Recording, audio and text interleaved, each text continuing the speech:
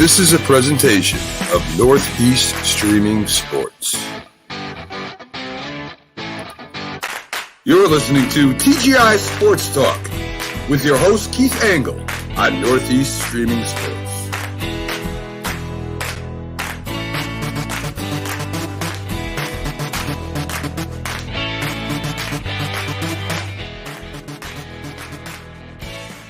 Good morning, everybody.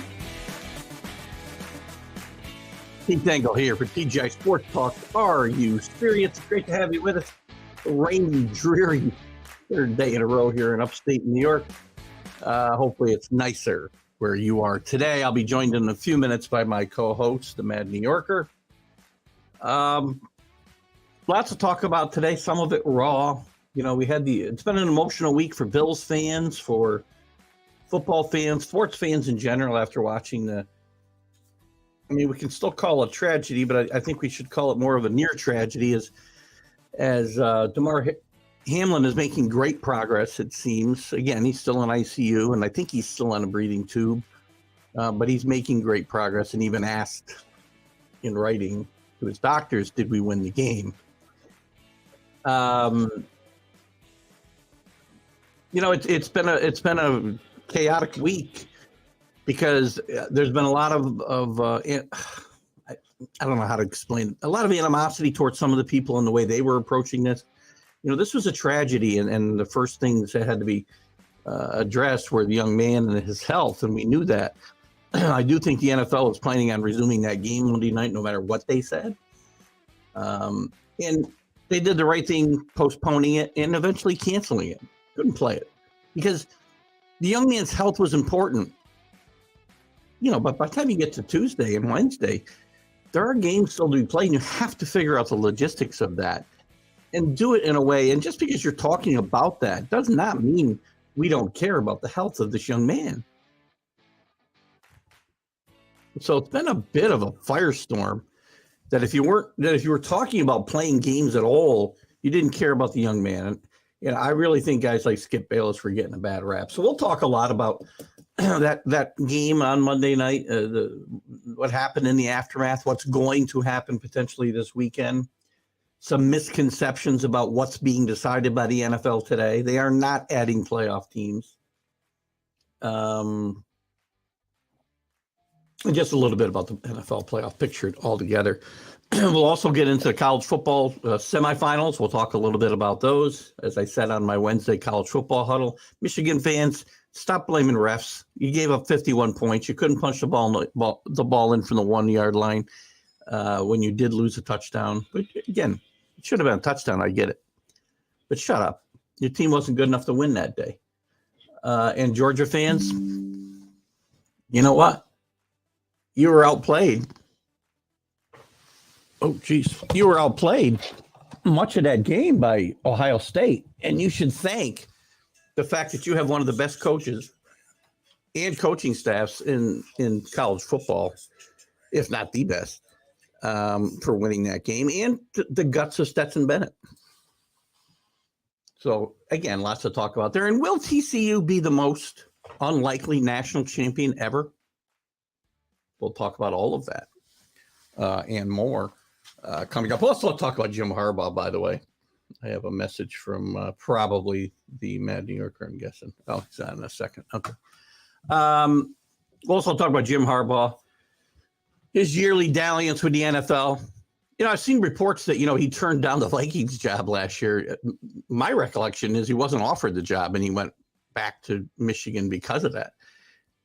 I firmly believe if he's offered the job in Indianapolis, where he has ties, obviously, he's already talked to Carolina by all circumstances. There were bogus reports that he already agreed to a huge contract, ridiculous contract in Denver. You got to watch social media, guys. You guys, too many of you guys jump all over these reports when you see them. I think it was some crazy thing like 6 years for $300 million. And people thought this was real. He didn't even talk to Denver by all accounts. And also we'll get into what I believe is another possible scenario that the top two coaches in the Big Ten will leave at the same time, because I think Ryan Day at Ohio State may look to get out in front of the posse. He's coming under a lot of fire.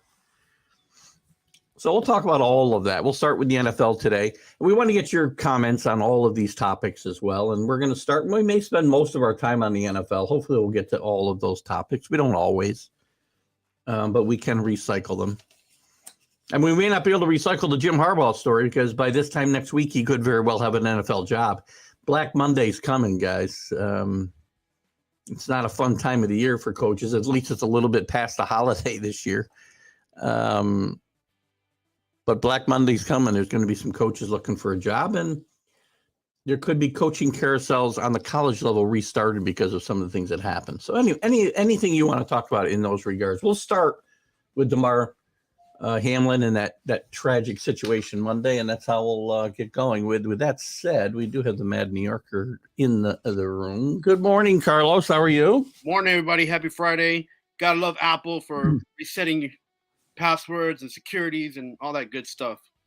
It's either that or I'm hacking your computer. Your choice. I know. You can't complain. Yeah, it's a win-win situation. It's a lose-lose situation. It won't be me hacking your computer. I can barely log into my own.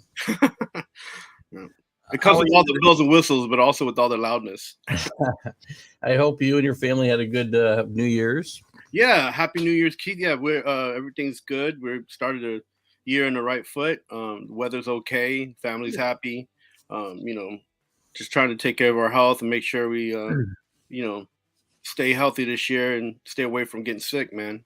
That's the key to every year, right? Get to the next one. At least when you get as old as I am, the key is to get to the next one. So that's what I focus on. I opened with some of the things that we're talking about. The reports on Damar Hamlin are getting more positive by the day. Overnight, there were some very positive reports. He actually yesterday supposedly wrote down, asked his doctors who won the game, which is a good sign. I think that's, and we'll get into some of this as we talk about, the circumstances that brought us to where we ended up. And I think him saying those words, those simple words, free up some of the conversation that also needed to be had. I don't think people who were concentrating on, well, what happens now that the games didn't care about this kid's health. I don't believe that for a second. I think there's a lot of bashing going on social media. If you put up anything, well, what happens now? Well, who cares? Kid's life is in balance. But these games have to go on. So you have to balance it. Right. It was it kind of taken me back to the NFL deciding what to do when after 9/11, there was a little break. There had to be people just kind of gather the emotions, gather themselves mentally, and just make sure that the next step was going to be positive. You don't know what you're going to get until you do it. Yeah. And I guess they're moving forward, and they're meeting today to make sure the plans that they put on the table will, if they need to be changed, to change, and then they'll go forward from the incident that has happened. Now, I'm sure that they're moving forward on a positive step as Hamlin's responding. The response team did what they were supposed to do. The NFL felt like they did the right thing.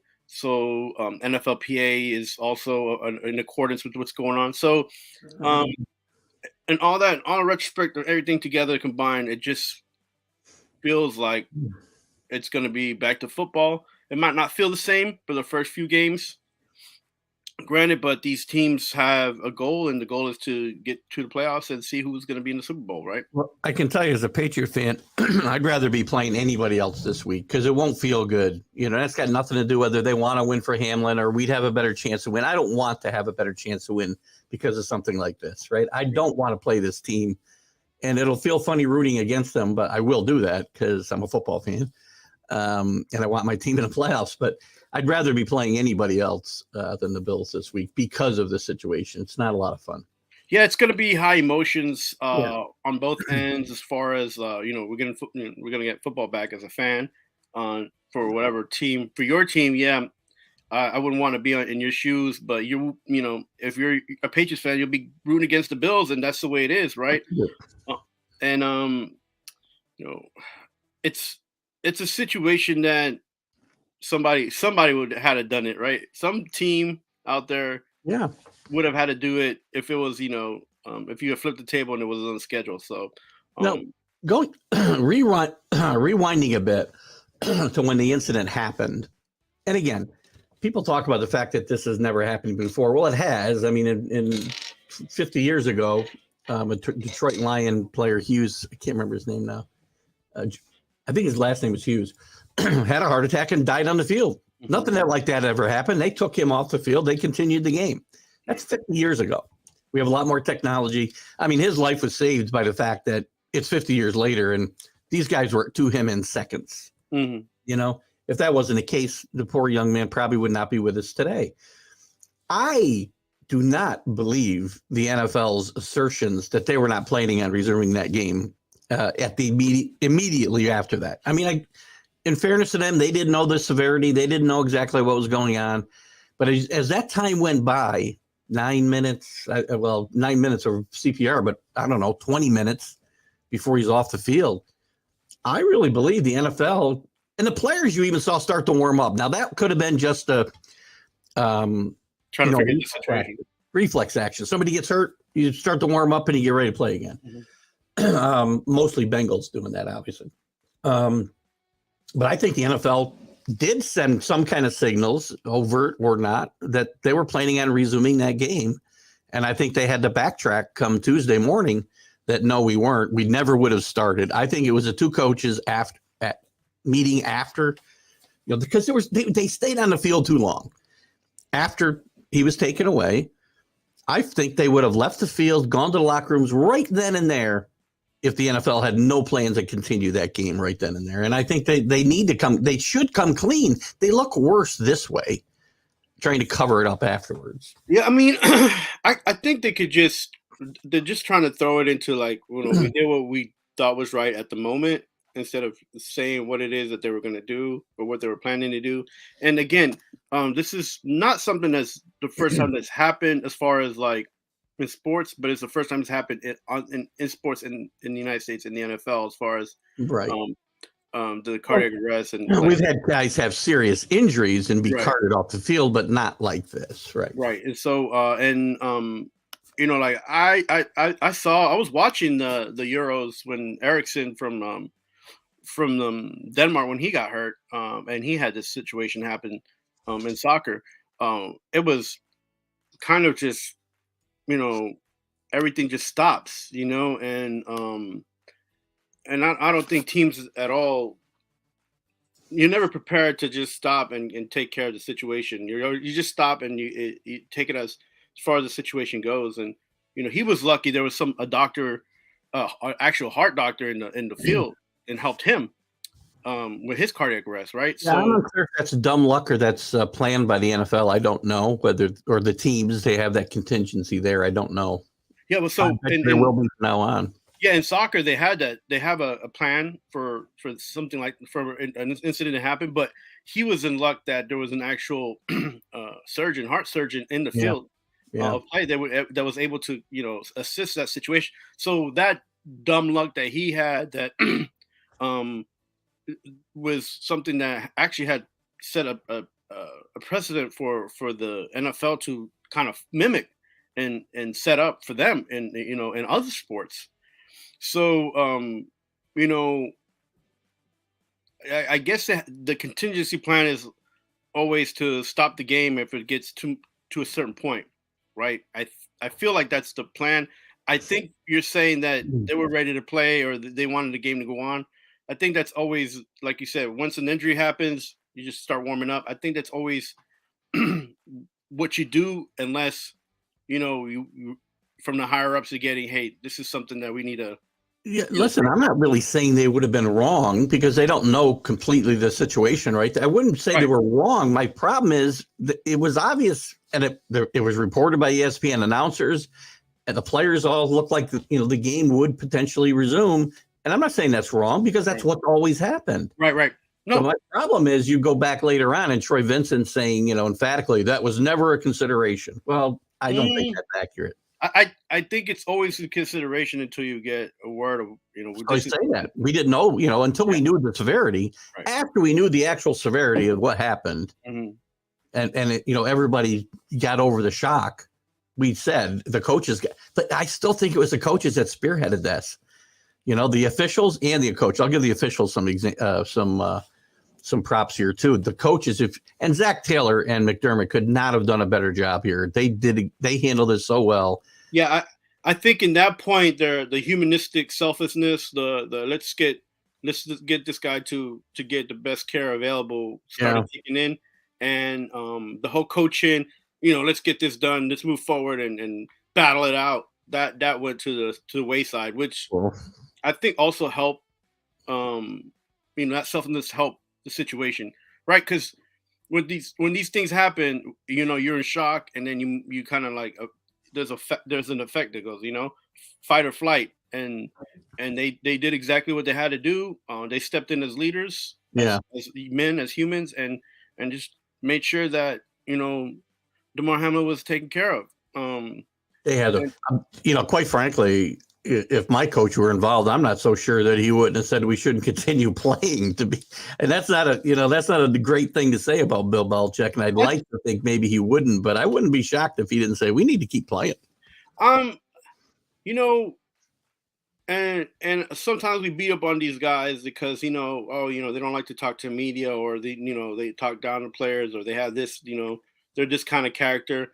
I think deep down, when it comes to something like this, just the shock value alone, you're not a coach anymore. You're a brother amongst men, and you got to guide and you got to move you guys into the right state of mind and put them in the right place. And coaching just goes out the table, man. I mean, well, the coach is the father, the patriarch of that team, and he needs to really take the reins. And I think both coaches did a great job. Yeah, I mean, I'm not sure. Like I live here in New York, and incidents happen all the time. And then people are either going to being ready to assist, or they go the other way. And you could tell the fabric of these men by the fact of who they are, by the fact of what took place, and and in the whole scheme of things of everything that happened. And it's a good thing that these men were where they were, because any more time taken away from Damar Hamlin could have affected his livelihood. Oh, absolutely. That had to be number one focus that night. Now, to fast forward just a few, not even that far. I mean, I want to get your opinion on this. I have my own opinion. Watching that game with my wife, I was very concerned for this kid. It's funny because I had just had a conversation with my son-in-law that afternoon. He asked me if anybody had ever died on an NFL field. It's creepy that it even happened, because at that point I thought for sure I'd just seen it, and I was glad that isn't the case. But we're talking about this, and obviously my concerns were for the kid, but we're also talking about what does this mean for the games, because it's only human nature. I think Skip Bayless, and he's not one of my favorite guys. I think Skip Bayless is really getting beat up really badly, because I don't think Skip Bayless doesn't care about this kid, because the tweet he had before the one he said, he was praying for the kid and blah, blah, blah. He was very concerned about the situation. And then he asked the next obvious thing, what about the games? And at the end, he said that they're irrelevant now. I get it. I just think he's getting beat up a little bit too much, because you have to think about it. Maybe it was too soon to do it. Mm-hmm. You had to start thinking that way the next day. Doesn't mean you don't care about this kid. Right. I think in fairness, because we don't know what the severity was, we had very little information of what was going on. A lot of people had that in mind, but didn't speak it. Well, I wouldn't have tweeted it. I had it in my mind. I wouldn't have tweeted it. So right. And then I think that's the problem. And I think he's now here goes. You're it's a lightning rod anyway. You're right. He always talks about, guys in the field or guys in the court, like tweeting things, and they need to pay focus on what's going on. And so now the tables turned on him, right? Yeah.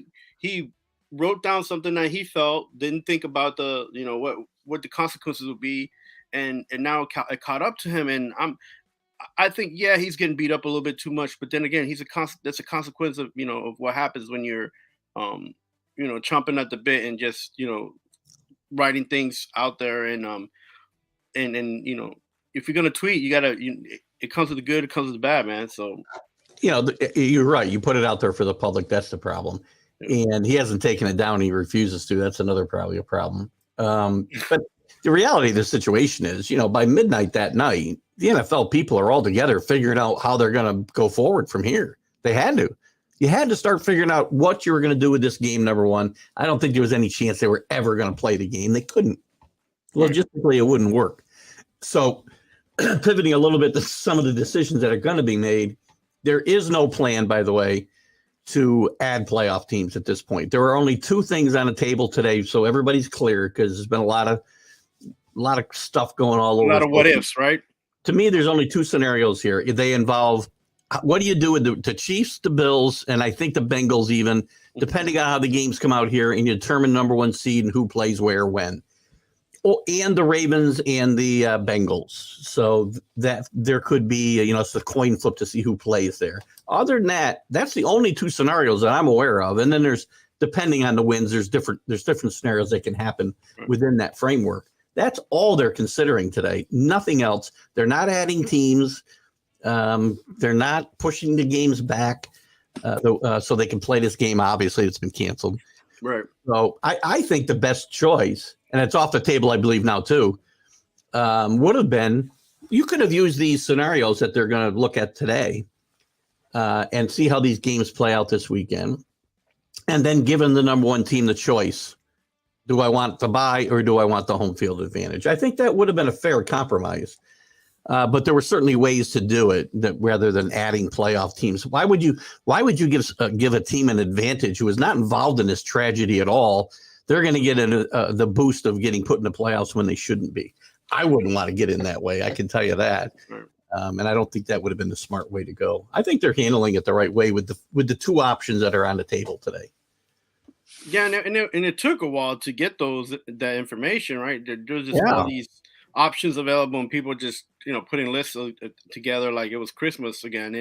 And like at the end of the day, I feel like, and I said this last night, that once this game had passed, then the NFL already has a plan. All they have to do is wait for this weekend, because this weekend would matter what that plan would be. And right. And as soon as I said that last night, a news report came out where they're like, yeah, they're not going to do add the teams. Good. They're not, they're going to figure it out after, this today and see, what results happen and what teams do whatever, and have a site for them to play the game if it comes down to them having to, play the game. I don't like the neutral field idea either. I think they need to come to the fair, and there's no perfectly fair solution here. We know that, And what happens is that you take away the home team effect when you do the neutral site. No, and it's important. You're cheating the fans, number one, right? You're hurting the team, number one. You're cheating the fans, and it's a better atmosphere for the general viewing public to watch a team play on its own turf. Yeah, neutral sites it would be like antiseptic in my mind. Well, the one thing that they're going to try to do is recoup that money, but I don't know how. No matter how you phrase it and whatever you do, it's business, right? There's no money lost. What's lost? What's lost money wise? The tickets were paid for. The only thing that lost were whatever the concessions lost by the game not being played. That's it. What else was lost? Money wise, there's no money to recoup. Well, canceling the game does. Oh, if you're saying they aren't going to get a game, the championship game, that's a different story. Yes, that's a good point. The team that would have got the game is the one that loses financially. But again, if you played on a neutral site, I guess you would split the revenues as if you were the home team. I don't know. There's no perfect answer here. I can tell you that adding two teams would not have been the way to go. Because you had seen two. Again, we're already going to have terrible teams in the playoffs with 7. This has already been a mediocre football season. A lot of parity, a lot of games that were terrible to watch. So, adding more gas to the flame The Patriots can still lose. First of all, you could still have a losing record, win the NFC South, right? You could have the 7th seed in the AFC wild card have a losing record because the Patriots could lose this week and still get in at 8-9 if the Dolphins and Steelers lose. So no, I don't need another bad team in the playoffs. I mean it was in the NFL a few years back. I'd say it'd be about 10 plus years. There was an issue where teams who had winning records couldn't get into the playoffs. Well, they had to if they won their division. There's no way to No. What I'm saying, winning teams as far as like having winning records and didn't qualify because they didn't win the division. Like, there's I don't know if we've ever had a wild card team worse than 8-8 get in. I remember the Jets getting in one year at 8-8 when Bruce Coslett was there, but you're right. I don't think a losing team has ever gotten a wild card, but you keep adding teams. Well, it's bound to happen, right? Well, and the Giants missed the playoffs. They were like 9-7 or something 1 year. Yeah, but there was only 5 teams, so you were never going to have a team. You could have a division winner get in with a bad record just because and it happens every 4 or 5 years. It's like a cycle, right? There's always one bad division that you worry about that. Yeah, but now it's like almost half the teams have an opportunity to be in a playoff, but the problem is this year, like I said, and I mentioned it to you and even to Robert, there's been a lot of mediocre football. I thought this football was going to change after, because it usually changes. You get better quality after 4 weeks, 5 weeks, and it just kept going, and it snowballed into now what we have this situation, and even with the incident that happened, it's such a bad mix of things. Now it's good drama. It calls for teams get more opportunity than they used to, but I don't know, man. I'd rather see better football and the teams that I might dislike being in the playoffs again than seeing mediocre, poor football and everybody have a chance to be in the playoffs. So. Well, we won't get into the discussion today, but I have the remedy for that. Actually practice. You might be better in games if you did real practices instead of prancing around in shorts all week long. Is that from Basement Bob, or did you write that somewhere? So, once in a while, I come up with something on my own. I don't steal it from Basement. Like a little icon or figure pop up. Basement Bob, give me my money. Oh gosh, games this weekend, which it's a little easier to do now that he's at least through the woods a little bit. I mean, we got a couple of comments here. Good morning to my dad, Bob. Good to have you. That's not the Basement Bob we're talking about, by the way. That's Alan says we've had under 2. Well, yeah, look at as we said, you're going to cycles usually are a bit longer. Looking at the games this weekend, and that will have home field, right? So there are games that do have a lot of importance. The Patriots and Bills. Right. Again, I wish we were playing anybody else for a chance to get in the playoffs. Not just because I think this team, I beat them, to be honest with you. Oh! So what are you scoring this game at, Keith? What do you think the results are going to be? Because of the situation, they'll have to play a perfect game to win this. And they're probably going to have to keep the game. I think 23-20. If they can't get in a shootout with this team, they won't win. They'll get killed. And Matt Patricia has to kind of dial up some stuff, and it's got to be right and get Kendrick Bourne involved in the offense, man. Again, last week, they got away from Kendrick Bourne again. 2 weeks ago, he was a monster. I've said this all year. He's been. So you don't see the game being a repeat where the Bills came out. If Mac Jones makes bad decisions or bad calls come in from the side, is going to be important to this game. So you've seen teams with dealing with tragedies like this, and they channel that energy and they just perfect. And other teams, they're just too amped up. It's an intangible. It's hard to really pinpoint. And I'm going to root for my team. I don't think they're going to win this game, but I'll give you a prediction of 23-20 Patriots. Yeah, I have the game around that point score too. A lot of emotions, and emotions can get you high or get you low. It can mess with you. How you control your emotions will determine, how you play. And I feel like this game is going to be emotional. Do a Belichick and try everybody to do their job and everybody, go ahead and just take care of business, and they can compete with the Bills, and they could win if they played a perfect game. But I see the Bills winning, 21-17, something. Yeah, I think that the emotion will be so high that they'll actually be, the Patriots will be able to kind of keep this game close if they do all the right things. But yeah, again, all the right things have to happen for the Patriots. agreed. So all the right things have to happen for them to have a chance to win this game. Right.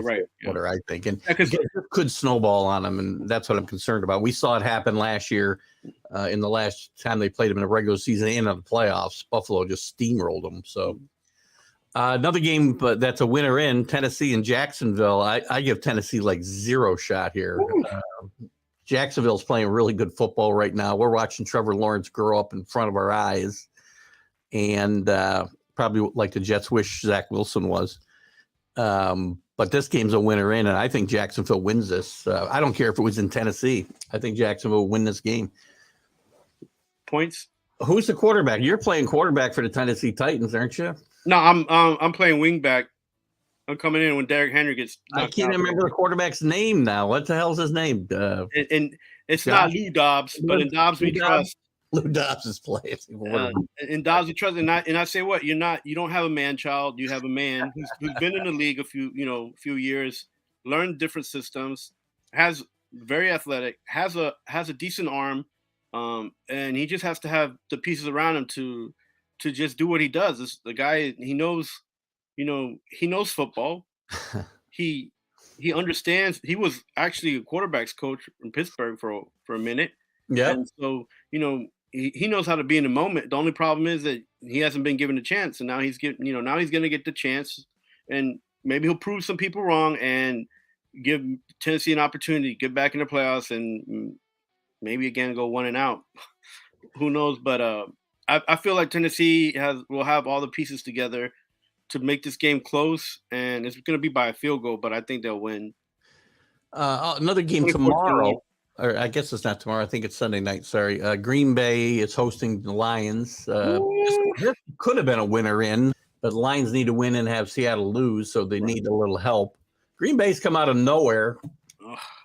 We all wrote them off when they were 4-8. They're ready. I think Green Bay wins this game. Detroit's not played really good football. They played pretty good last week, but the weeks leading up to that, they hadn't played well. I think Green Bay getting this game at home, and I would have picked whatever team was playing home in this game. I'll pick Green Bay in this game. Yeah, I think Green Bay will win, and Aaron Rodgers will get another day on the rah-rah before they're one and done as well.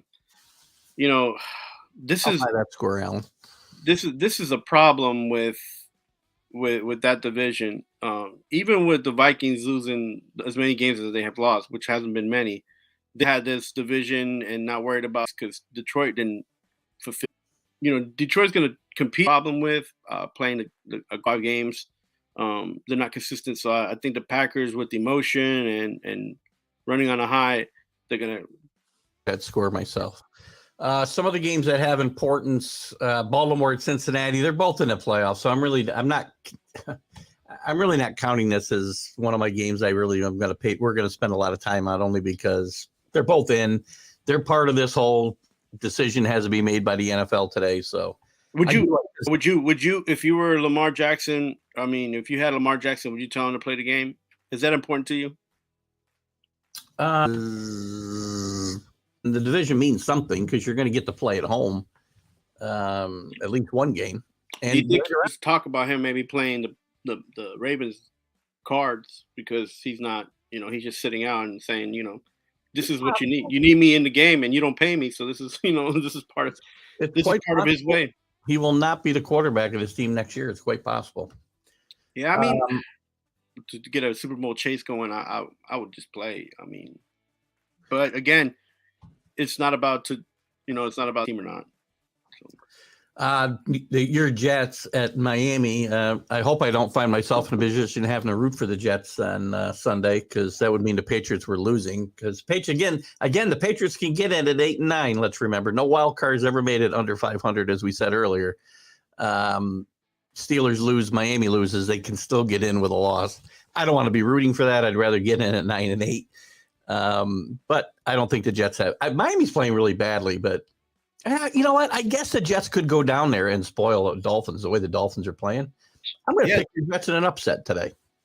Yeah, that's an opportunity for the Jets to end the season on a high note. But I mean, what's happened to Miami? They've just been snowballing all the way down, and I don't think it's out of the realm of possibility. This guy we were calling a genius just 2 months ago might be one and done. If this team if they lose this game, they were 8-3, weren't they?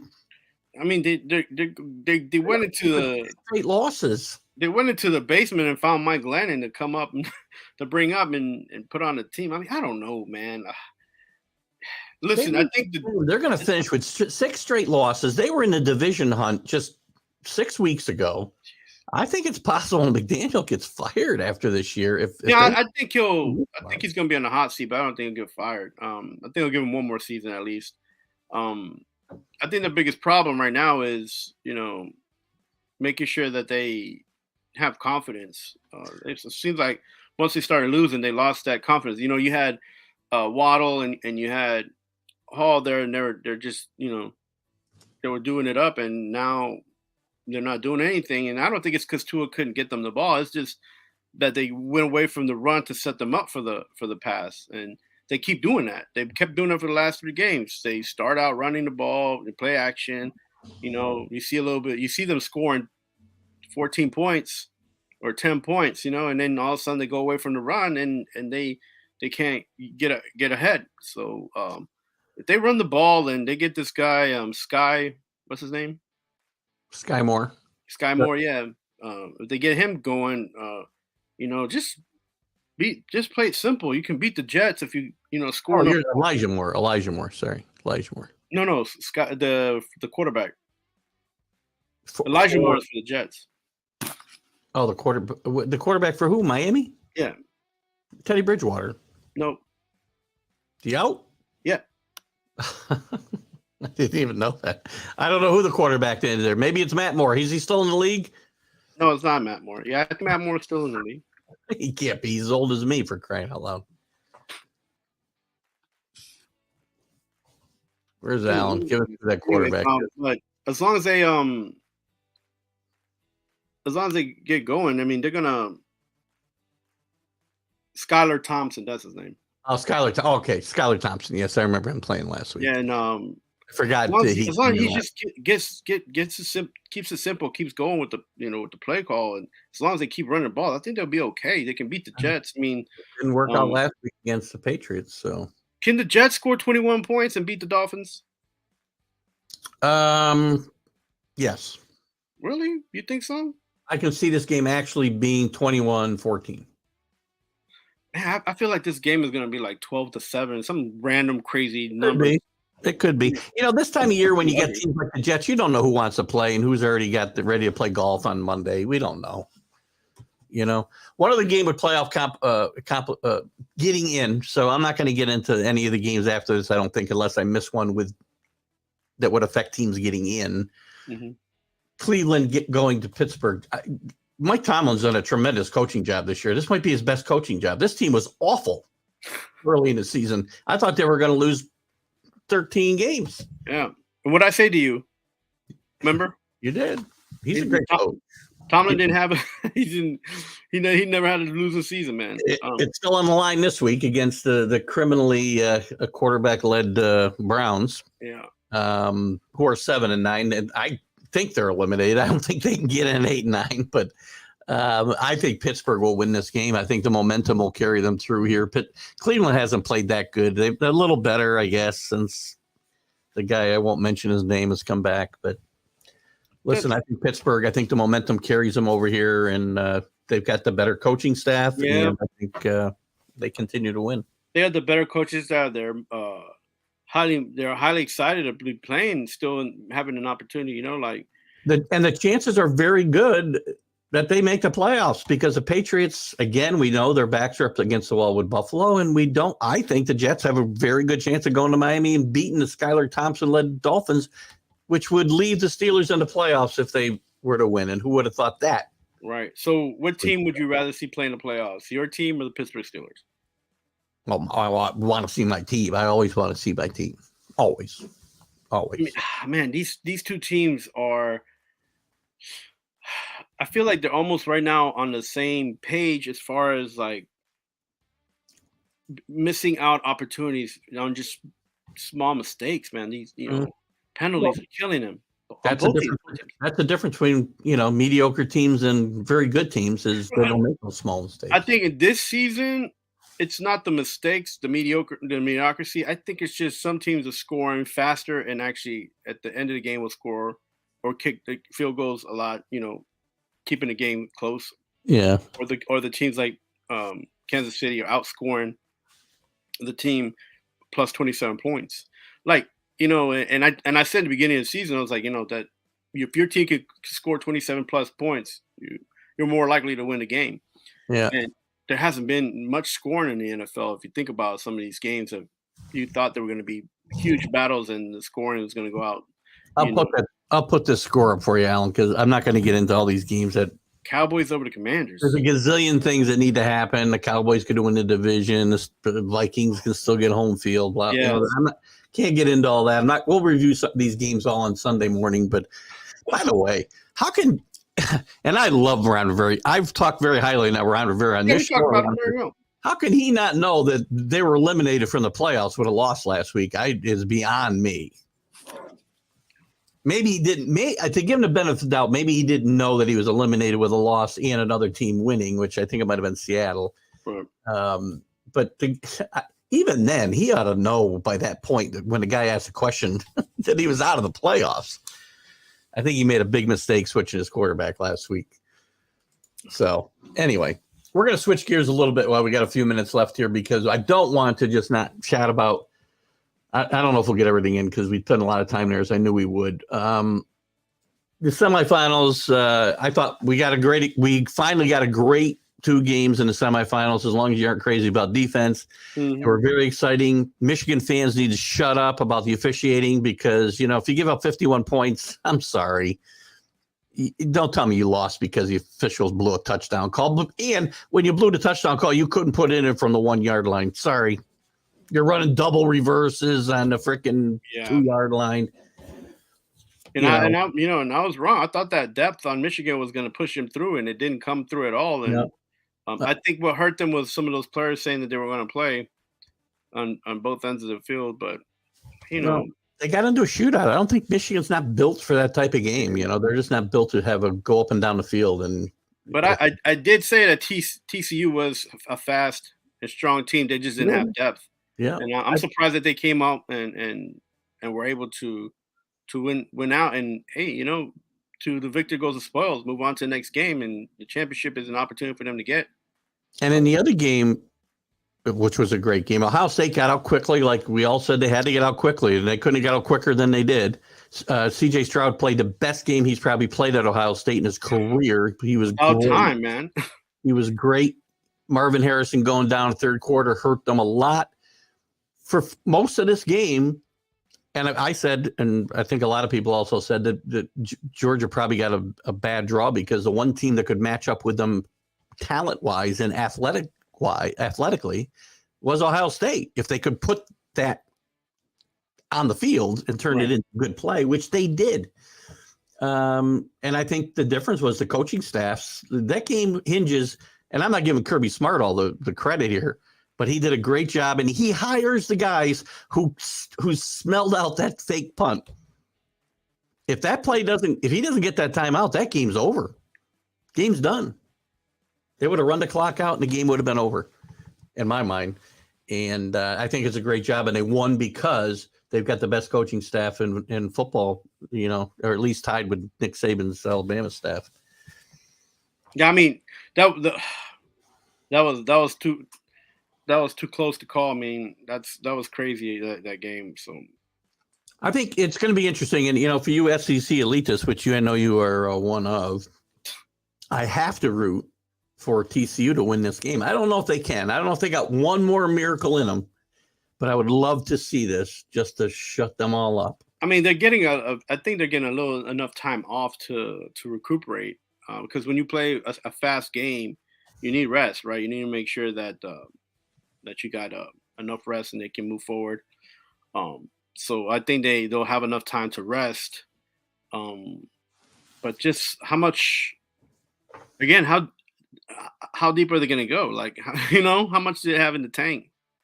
Well, Not that's just the starters, but the people that come in and here's the thing: they've played like this the entire year with their hair on fire. So, and Duggan digs down deep, and he finds something after he's exhausted. I think this TCU team, if they were to win Monday night, would be the most unlikely national champion in the history of college football. I really do. I mean, there were some aberrations like BYU in '84. They went undefeated I think they were playing in the WAC at the time. But it was just a weird season where none of the really blue bloods had great seasons, and BYU got themselves ranked up. And remember, there was no playoff at the time. So it was all based on the polls. And so that's an aberration. But very few teams have come back from a losing season. TCU was 5-7 last year. They were unranked before the season, have got themselves in a position to win a national championship. I think you had to go back to like the early 50s to find a team that historically has a winning percentage lower than what TCU's is. It's like 550 something. Miami, when they won in '82, was only like TCU's is 540 something. Miami's in '82 when they beat Nebraska was only. It's gotten better since because they went on that great run, but it was only like 550. There's only one other team, Maryland, back in the 50s had a lower winning percentage historically than TCU if they win this national championship. I think this will be the most unlikely national champion of all time. You think TCU has enough to beat Georgia? Here, this is the same thing. The same TCU that went against Michigan, everybody thinking, well, Michigan has a lot. They have more ranked players. They're deep, and that didn't even matter. I will tell you this. I will tell you that people will underestimate. It's already spreads 13.5 or whatever. So people are thinking they will win by a couple of touchdowns here. I don't underestimate this team. They have the weapons to do what you need to do to beat Georgia. You need to get the ball down the field. Duggan can do that. He's got the weapons at wide receiver to do that. And if Georgia doesn't improve their defensive back play, this will be a football game. This game could be, I don't know. I think it could be in the 50s. I think there'll be a lot of points scored again. Georgia's defense is suspect, as I said, down the field. And if they take this team too lightly, TCU can surprise them. I would think Georgia would win. But as I said, even picking Michigan, I said TCU would have a fighter's chance, a puncher's chance, and I think they'll have it here. Got to get out fast like they did. Again, they're a team that's come back until this game against Michigan. They've been coming back game after game after game. Can't do that against teams of this caliber, right? No. So they get out to them. If they get out to a couple touchdown lead like they did, they were up 21-6, right? They get out that kind of lead against Georgia, they'll have a chance. But without doing that, they fall behind 2 touchdowns. So is the ball in Stetson Bennett's hand at the end of the game? Say that one more time. It's the ball in Stetson Bennett's hand at the end of the game. You have to give it to him. The guy I left out when I was praising the Georgia coaching staff is I think you have to. Stetson Bennett again proved at the end of that game that he's got that special something. Moxie. Otherwise, he doesn't match up with any of the great quarterbacks, right? He's got moxie, man. But with the game on the line, he didn't play a great game that night. He did not. In the fourth quarter, with 2 minutes, or I guess even 9 minutes left, when they were still down by 10 or whatever it was, he just showed the moxie that he has. And listen, if that game's close and the ball's in Stetson Bennett's hand at the end of the game, I think Georgia will win. Man, it's going to be a good game. I hope it's a good game. He's one of the great stories. He'll get lost in history because. But he's one of the great stories in college football history in my mind. He's a walk-on who they tried to replace every year. They've tried to replace this guy, and Kirby Smart will tell you that. And here he is, ready to win a back-to-back national champions. He's one of the great stories ever in college football. I mean, well, the guy on the opposite team is a great story as well. Getting back from a heart condition and not knowing whether he was going to play football again, and it's not. This is going to be two guys trying to fulfill their dreams. One already did, and is just happened to fall and be on a good team to get him back to play again. So here's another guy in Allen that I'm going to have to. I'll be calling him an SEC elitist in 2 years because he'll, when his teams move to the SEC, he's going to forget all about the Big 12. The SEC, that's the only place there's any good football played. Oh God, you guys kill me, man. It's going to be a good. It's going to be a good one, but I won't put no money in this game at all. I'll tell you what, they lose. John DeLon better show up to the college football huddle on Wednesday night. I'll tell you that. Hey, that mattress guy, he made some money betting. He bet TCU, didn't he? No, he's got a big wager on this coming game that'll get him like $9 million or something. I think he's won from TCU too, the prior game as well. He's got a pretty good track record, Mattress Matt, or maybe we just don't hear about his losses. I don't know. But he needs to, you know what? Basement Bob needs to get a hold of him. It's like get his book out. What do we got? Listen, tied to this game and the semifinals as well. Obviously, that happens every year. Jim Harbaugh rumors are flying. Right. I think he's under investigation, right? What's that? He's under investigation now. For what? What'd I miss? Let's see, some kind of NCAA violation for. Let me see. Well, it won't matter once he's in the NFL. It won't matter to him. Yeah. Investigating Michigan Harbaugh for what? Oh, the recruiting during COVID-19. Oh, Jesus. Yeah. We'll see. Well, he's been looking. He would have gone last year. I read a story that was hilarious that he turned down the Vikings last year. Every story I read was the Vikings didn't offer him the job. And that's he threw himself in the mix. Right. So I don't know how that reporter got that story, but if I truly believe, and by the way, this week's been crazy too. He did, I think it's legitimate that he met with the Panthers and talked about that's another. I think that's legitimate. I do think the Colts rumors are legitimate. He's got ties there, but that's a mess. I don't know if he'd want to go there. But the craziest rumor was, and people run with this stuff on social media like crazy, that the Denver Broncos and Jim Harbaugh had agreed on like a 6-year, $300 million deal the other day. And it was all over Facebook and Twitter. And I'm like, do these people really believe this stuff? I mean, listen, if there's no sign that he wants to get back in NFL, I mean, you're missing the clues. But he wants in, and he wants back in the NFL. I think he knows. I think he knows he's taken this Michigan team as far as he can. He can't compete. I think he knows he can't compete with the SEC teams, even though he got beat by TCU. I just think he knows he's gone as far as he can. His reputation has been restored somewhat because he did get them back-to-back Big Ten championships. To beat Ohio State. So, yeah. I think it's a foregone conclusion if he gets offered a job, which I think he will. He'll jump back. But I think as a bigger story, and I think Ryan Day may get out ahead of the posse at Ohio State. He's being criticized right and left. He was already before this game last Saturday. You can say, well, they were in the game. They should have won. Well, they should have won. And his coaching leaves a lot to be desired, especially in big moments. And I think Ryan Day may get out ahead of the posse, and you may see Ryan Day. And how interesting would it be to see the Ohio State coaches and the Minnesota coach, Michigan coach, jump to the NFL in the same year? How would the coaching carousel start to spin out of control if the Ohio State Michigan job were to come open here in January? I think Ryan Day will be the next head coach of the Cleveland Browns. I've been saying it for a while. And Mike Vrabel will go back to Ohio State, to his alma mater. I don't know, man. I don't know. That's my prediction for sometime in the next month. You may see all of these machinations happen. He just won a coach of the year. Vrabel just won a coach of the year. All he needs is a Super Bowl as a coach.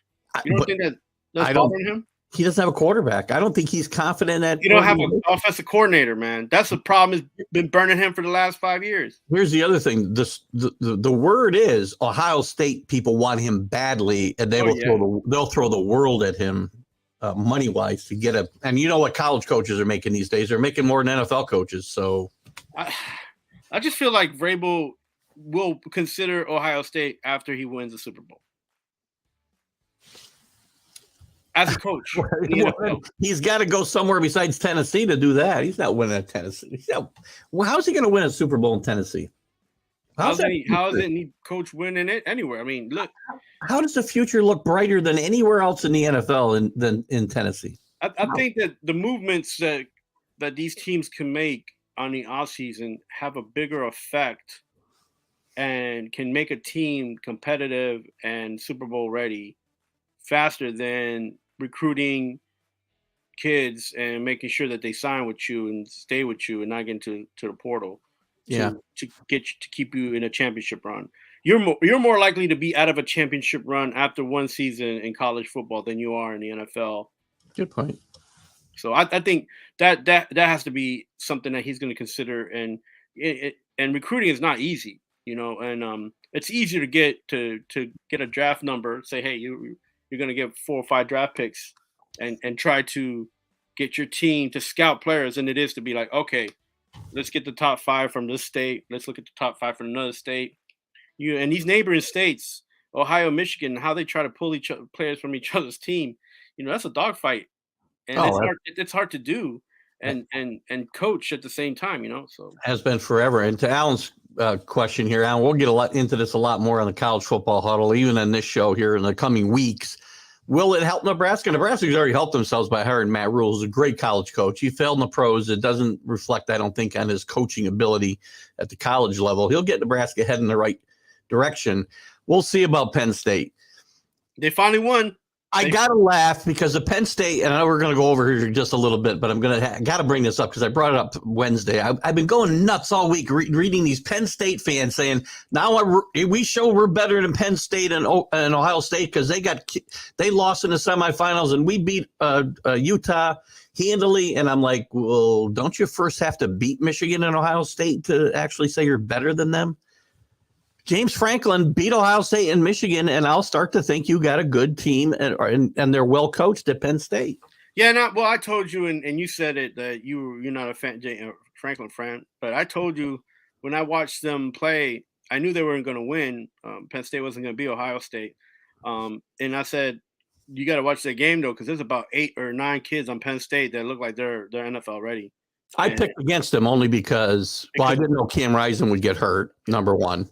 Who you're never going to know that. And he's won 2 games out of about 20 against the top 10 ranked teams. So, and he still got yet to beat Ohio State and Penn State. Yeah, I'm not sure Penn State will lose those 8 players that I was watching play that look like they're NFL ready, but they're going to lose a lot of players. I agree. We'll get into that more though. Good job today, Carlos. Been a tough week as a football fan, as a sports fan, rooting for this kid, Damar Hamlin, and I'm glad he's doing better because it gives me a little bit more peace going into and rooting for these games this weekend and enjoying the football, that he's improving the way that he is. Happy Friday, guys. Happy New Year. Weekend. Enjoy the football. Lots of important stuff going on, so pay close attention. It'll get crazy. Have a great weekend. See you next week.